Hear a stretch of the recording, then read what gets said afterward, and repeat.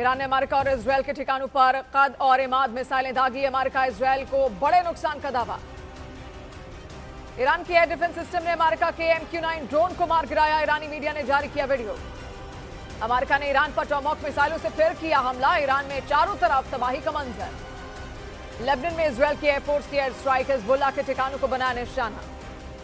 Kuwait में अमेरिकी F-15 fighter jet को मार गिराया गया। नीचे गिरे अमेरिकी पायलट की एक कुवैती नागरिक ने की मदद। ईरान के सुप्रीम लीडर खamenei का अंतिम संस्कार किया गया। हजारों की संख्या में लोग हुए शामिल। लेबनान में हिजबुल्लाह के 70 से ज्यादा गोला बारूद ठिकानों पर IDF का हमला। प्रक्षेपण चौकियों और लॉन्चरों को नष्ट किया गया। इजरायल के लगातार हमलों के बीच दक्षिणी लेबनान में मची भगदड़। देश छोड़ने की होड़ के बीच जगह जगह लंबा जाम लगा। बहरीन पर ईरान के ताबड़तोड़ हमले जारी। कई इमारतें हुई जमींदोज। लोगों में दहशत का माहौल। ईरान पर गाजा हमले का हाहाकारी वीडियो आया सामने। शहर शहर तबाही का मंजर। लेबनान में हिजबुल्लाह के ठिकानों पर IDF ने बरसाई मिसाइलें। लेबनान में बड़े नुकसान का किया दावा। ईरान के खिलाफ इजरायल के ऑपरेशन में 30 महिला पायलटों ने लिया हिस्सा। इजरायली वायुसेना ने वीडियो किया जारी। ईरान के हमले का US सेंट्रल कमांड ने जारी किया जबरदस्त वीडियो। ईरान पर बैलिस्टिक मिसाइलें दागने का आरोप। युद्ध में इजरायल ने अब तक ईरानी सेना के 2500 से ज्यादा हथियार और 600 ठिकाने किए ध्वस्त। Operation roar of the line के तहत अब तक 1,10,000 सैनिकों की तैनाती। कुवैत में अमेरिकी अड्डे पर ईरानी ड्रोन का हमला। वीडियो जारी कर US बेस को बड़े नुकसान का दावा किया। ईरान की राजधानी तेहरान पर अमेरिका और इजरायल के हमले जारी। तेहरान में कई लोगों के मारे जाने की खबर। IDF ने कुर्दिस्तान में ईरान की खुफिया एजेंसियों और IRGC के ठिकानों पर बरसाए बम। ईरानी सेना के कई टॉप कमांडर मारे जाने का दावा। इजरायल के बीर शेवा में गिरी ईरान की मिसाइलें। कई लोगों के हताहत होने की खबर। ईरान ने इजरायल पर एक साथ फतेह मिसाइल और शाहिद ड्रोन से किया हमला। इजरायल की एयर डिफेंस सिस्टम को तबाह करने का दावा किया। अमेरिकी बेस पर ताजा हमले का ईरान ने जारी किया वीडियो। एक साथ कई मिसाइलें दागी। इजरायल की सेना लेबनान में हिजबुल्लाह के ठिकानों पर एक साथ हमला। हिजबुल्लाह के कई कमांडर मारे जाने का दावा। इजरायल के बेत शेमेश शहर में ईरान के मिसाइल हमले में 9 लोगों की हुई मौत। बेत शेमेश में लगातार बज रहा है सायरन। ईरान के सैकड़ों ड्रोन को इजरायली आयरन डोम ने आसमान में ही मार गिराया। इजरायल पर लगातार ड्रोन हमले कर रहा है ईरान। साइप्रस में ब्रिटिश सैन्य अड्डे पर ईरान का अटैक। ब्रिटिश सैनिकों ने एहतियातन बेस को कराया खाली। इजरायल का लेबनान में अब तक का सबसे बड़ा ड्रोन अटैक। हिजबुल्लाह के बुनियादी ढांचे को बनाया निशाना।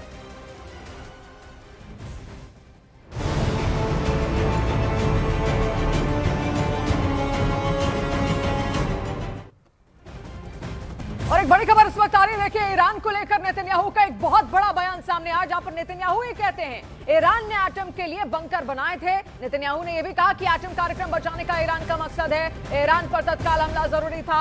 ईरान ने नए ठिकाने बनाने शुरू कर दिए हैं। देखिए, नेतन्याहू का बयान यहां पर है। लगातार जिस तरीके से वो यूरेनियम इकट्ठा कर रहा था, उसका संवर्धन कर रहा था। इसके अलावा बैलिस्टिक मिसाइलें उसकी ओर से बनाई गई थी।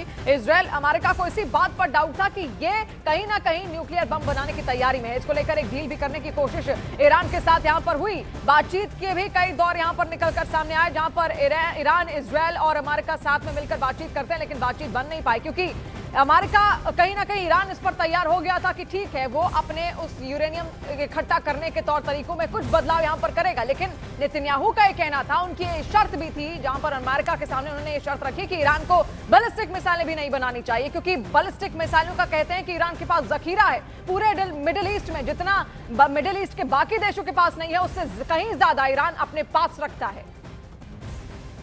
For 47 years has been chanting death to America, death to Israel too, but you're the big Satan, we're the small Satan.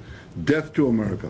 They've murdered and maimed thousands of Americans in Iraq and Afghanistan with their IEDs. These are roadside bombs. They bombed your embassies. They tried to assassinate Donald Trump, the President of the United States, twice. They've murdered their own people. They massacred so many. And they spread a worldwide web of terror. So this is a regime committed to destroying the United States of America. It's the only country on the planet that says so openly and works tirelessly to achieve that. This is a gateway for peace, for a broader peace, and I believe that that we can achieve it. The most important thing to understand is that when we work together, President Trump and I, we achieved in fact, 4 breakthroughs for peace, brokered by President Trump, working together with me. We brought forward the Abraham Accords, which was 4 peace treaties with 4 Arab countries. And now, working together against Iran, we'll be able to bring many, many more peace treaties. So this is not an endless war. This is a gateway to peace. It's the exact opposite of what people are saying.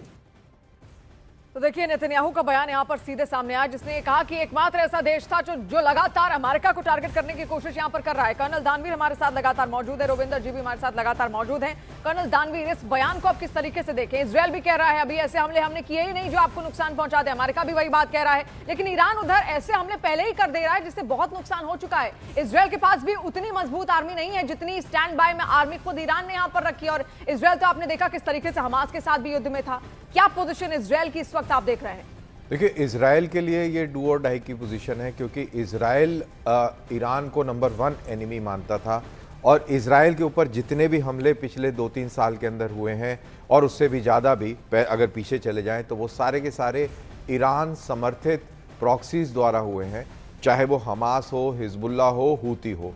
और Iran की इस तरीके की हरकतों से बाकी मुल्क भी परेशान रहे हैं। सऊदी अरेबिया के ऊपर कई बार ड्रोन्स का हमला हूतीज़ के थ्रू हुआ है जो ईरानियन समर्थित रहे हैं, और उनके ऊपर सऊदी अरेबियन एयरफोर्स और यूएई एयरफोर्स ने किसी टाइम में कंबाइंड एक्शन भी किया है। तो ये सिचुएशन रही है ईरान की। तो जैसा मैंने कहा कि इजराइल के लिए बहुत अहम था कि ईरान निस्ते-नाबूद हो, यानी कि ईरान, जब हम ईरान बोलते हैं तो ईरान एज ए नेशन नहीं, ईरान एज ए रजीम, जो रजीम है आयतुल्लाहs की जो रजीम है, जो हार्डलाइनर्स की रजीम है, वो निस्ते-नाबूद हो। और IRGC, इसको बार बार हम हाईलाइट कर रहे हैं कि IRGC जो इस पूरे एजेंडा को चलाती थी, आर्म्ड एजेंडा को चलाती थी, उसका ख़त्म होना बहुत ज़रूरी है। आपकी बात सही है कि उनके पास बहुत बड़ी तादाद में मिसाइलें हैं, लेकिन ये याद रहे कि आज की जंग तादाद से ज़्यादा तकनीक पर निर्भर करती है, और तकनीक दुनिया की बेस्ट तकनीक अगर मौजूद है। कहीं ना कहीं कर्नल दानवीर जी, यहीं पर मात भी खा गया है ईरान की जो साइबर सिक्योरिटी है वो भी बहुत ज्यादा मजबूत नहीं, क्योंकि वहां की इंटेलिजेंस जिस तरीके से अमेरिका और मोसाद ने काम किया, ईरान की वो इंटेलिजेंस उस तरीके से काम नहीं कर पाई। इस पर भी मैं सवाल आपसे लूंगी, लेकिन देखिए उससे पहले ईरान और इजरायल में जारी लड़ाई के बीच अब हिजबुल्लाह के लड़ाके भी खुलकर मैदान में उतर आए हैं। हिजबुल्लाह ने उत्तरी इजरायल के हाइफा के पास एक सैन्य ठिकाने पर रॉकेट और ड्रोन से हमला किया, तो इसके जवाब में इजरायल ने लेबनान की राजधानी बेरूत और हिजबुल्लाह के गढ़ पर हवाई अटैक किए हैं।